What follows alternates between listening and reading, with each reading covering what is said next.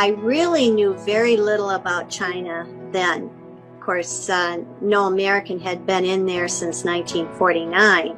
I didn't know what life was like in China back then before I went in.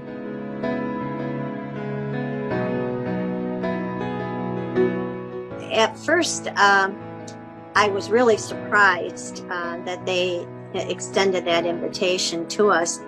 And then I was a little apprehensive about it because, again, I said I didn't really know much about it. But on the other hand, I was very excited about it because we would get to play against Chinese table tennis team and train with them. And they oftentimes are always #1 in the world in table tennis.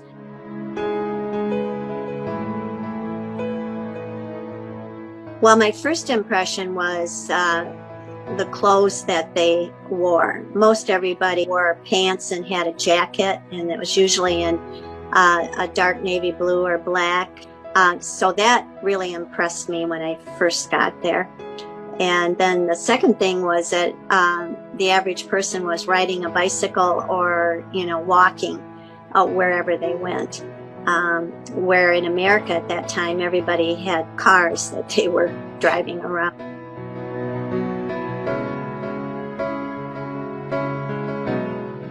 Well, we played a friendship match in Beijing, and then also we met Premier Zhou Enlai at the Great Hall of the People while we were in Beijing, and he said to Graham, "What do you have any criticism of your trip so far?"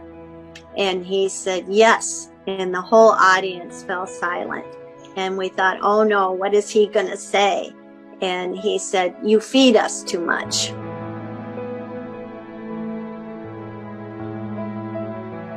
Very friendly.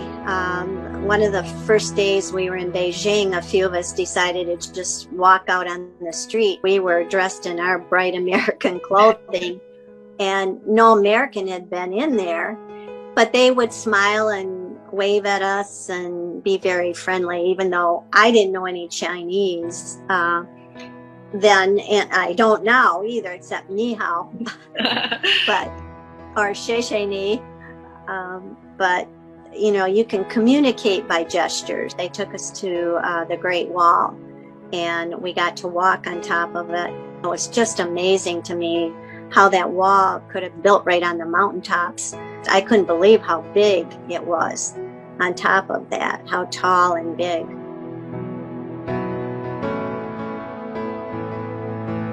I knew at that point that, this is really a big story. But where that was going to go, I didn't have any idea that it would end up being called ping pong diplomacy.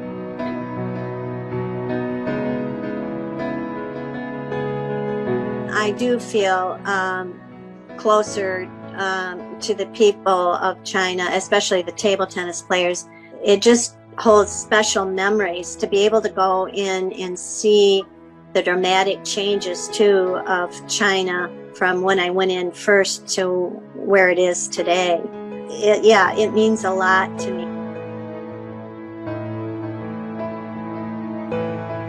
These people-to-people exchanges forms friendships. Usually what happens is it helps to break the barriers down of any kind of misunderstanding, and it helps you to learn their culture and they learn yours.